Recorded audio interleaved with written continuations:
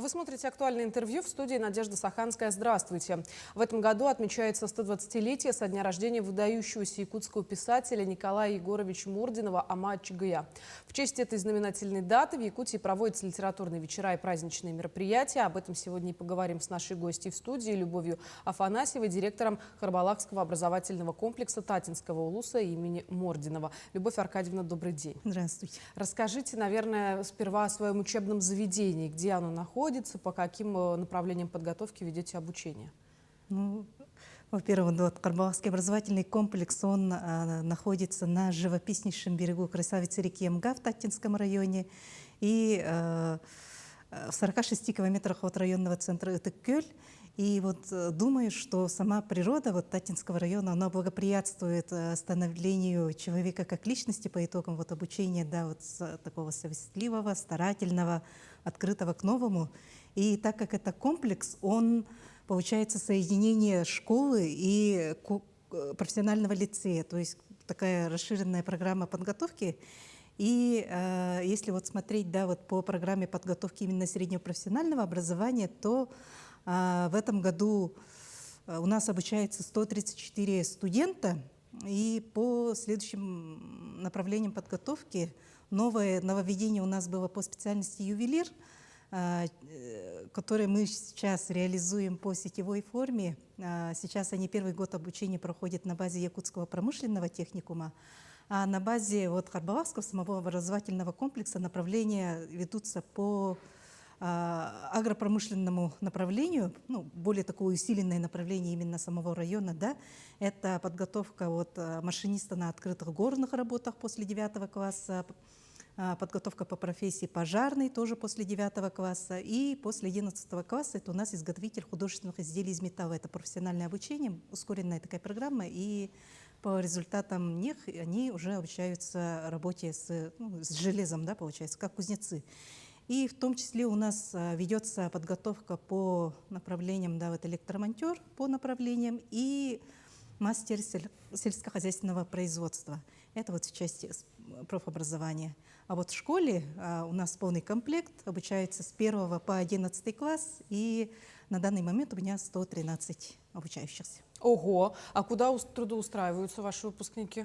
Ага, трудоустраиваются они вот как закончили по профессиям, желательно вот по ним, где во время вот производственных практик или при поступлении они заранее уже договариваются с работодателями и там же и трудоустраиваются. Например, вот в этом году, ну, в прошлом году, получается, за 25 году 49 выпускников было по 5 направлениям, и трудоустроились, например, много, говорю, да, вот большинством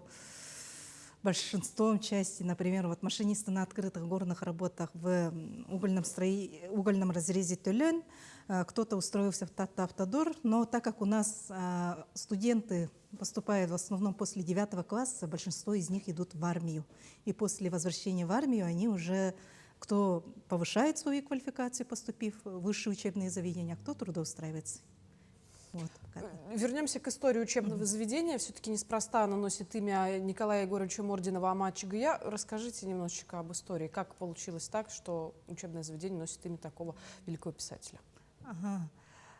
Если вот углубиться в историю, получается, да, сам вообще вот Харбалакский наследник, он образованный в 1956 году, если не ошибаюсь, да, но в 60-х годах, и там же была построена первая школа, начальная школа в 1966 году, и потом уже через год была образована средняя школа, получается.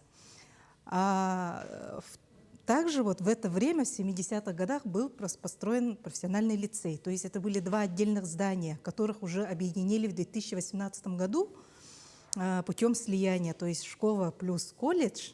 И таким образом вот последовали цели, чтобы школьники, обучаясь, получили уже свою первую профессию, получается. Помимо аттестата о среднем образовании, да, полном, еще и вот аттестат рабочей квалификации. Там. Это были тогда трактористы, это были вот те же вот бульдозеристы, возможно, да, по интересам. Сейчас, возможно, невозможно, вот поступившие на пожарного, например, после 9, да, вот выпускники этого года были, они вот, при окончании уже получат такие же свидетельства, получается. И водительские права в том числе, получается так? Да, вот Какой-то именно да, категории? вот по категориям, например, на бульдозериста могут получить и на тракториста. Пока вот именно категория Б у нас ведется работа, скажем, да, вот по автодрому. Как автодром, скажем так, устроим, у нас уже будет возможность получить и на водительские права категории Б. Здорово. Любовь Аркадьевна, ну вы пришли к нам по такому поводу, круглая дата, в честь 120-летия. Какие мероприятия планируются?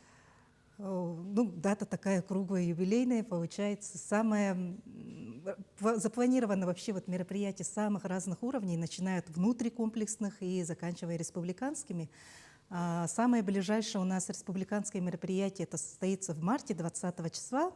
Это научно-практическая конференция Амачыгай Агывара, которая включает в себя несколько, скажем, да, вот комплекс мероприятий. Это у нас и проведение внеурочного занятия, либо урока, как обмен опытом друг с другом. Да, это, в нем могут принять участие не только вот учителя, но и в том числе и преподаватели, которые вот работают в колледжах.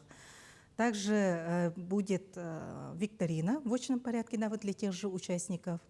И в заочном плане в то же время будут подведены итоги. Это конкурс сочинений, опять же, к 120-летию Аммачыгая, да, конкурс рассказов.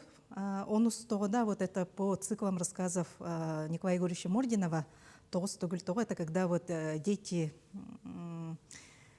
по этим рассказам, скажем, учатся жизни, и по ним они уже создают свой рассказ. 10-е «Почему?», как почемучки, да, вот жизненные уроки.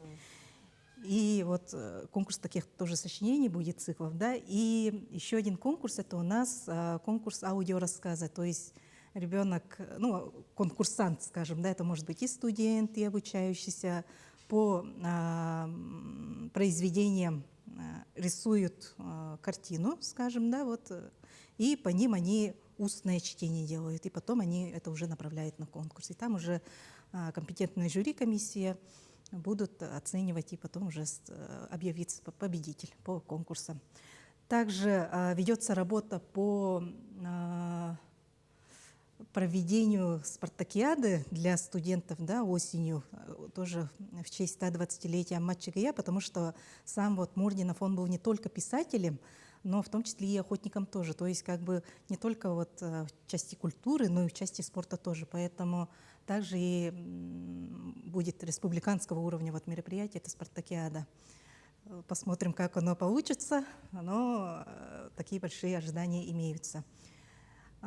И вот конкурс тоже, ну, как план идет, да, вот посмотрим тоже, как получится. Это у нас конкурс для молодых педагогов системы профобразования, колледж будущего. Там посмотрим, как наши педагоги вообще вот в целом республике покажут свои способности, умения. Ну вот да, получается, что ребята, ученики, студенты, они так всесторонне развиты. Да. То есть смею предположить, что записаны в разные кружки, секции, да, дополнительные курсы образовательные. Кружки, они обязательно, и секции в обязательном порядке ведутся. У нас 11 направлений кружков, да.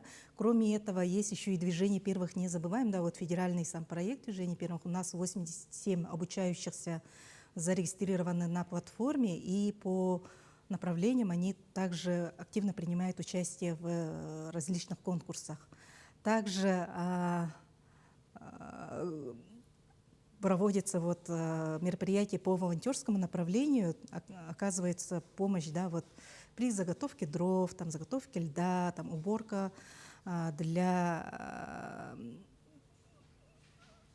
вот, возможно, ветеранов труда, ветеранов тыла, пенсионеров и вот семьям участников специальной военной операции. Также и участникам специальной военной операции тоже оказывается помощь, подготовка блиндажных свечей, маскировочных сетей и сбор необходимых там продуктов, теплых вещей тоже вот силами студентов самих тоже ведется.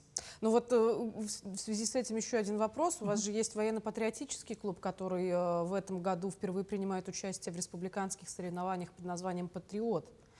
Как проходит этап подготовки? Да, это достаточно волнительный момент, потому что до этого, как таковых, на больших мероприятиях республиканского масштаба пока участия не было. И так как само вот соревнование, оно будет проведено в соседнем нашем районе, в Черептинском районе, на базе Черептинского аграрно-технического колледжа.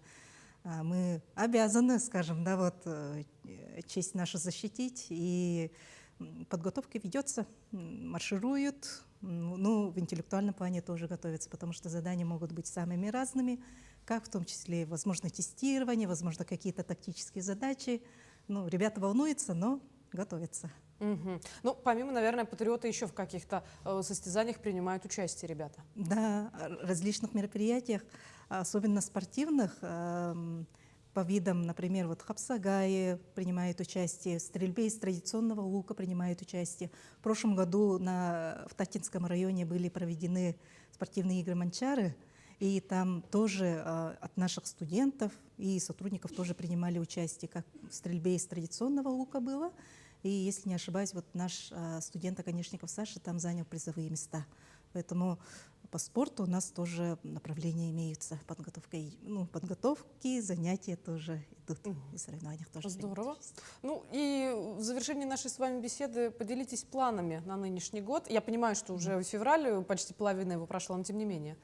В планах у нас много мероприятий, в том числе как проведение улучшения, скажем, материально-технической базы нашего учреждения. Это проведение капитального ремонта базы школы вообще, да, вот большого у нас работа проводится. Это у нас должна быть победа. Мы должны пройти конкурс, скажем, да, вот по проектно-сметной документации и таким образом выбить средства для проведения ремонта. Также будут ремонтные работы на базе местности Дагдаи, да, вот лагеря, чтобы его тоже летом попробовать заработать, как лагерь для взрослого населения, а для младшего населения мы планируем провести лагерь стационарный уже на базе самого вот, профессионального лицея. То есть, получается, там общежитие есть, мастерские есть, все для развития ребенка со школьного возраста. И в прошлом году также мы создали свою некоммерческую организацию, тоже будем работать в грантах, принимать участие. Здорово. Любовь Аркадьевна, большое спасибо, что нашли для нас время, приехали, поделились такой интересной информацией. Приходите к нам еще. Спасибо. Напомню, вы смотрели актуальное интервью. До встречи в эфире.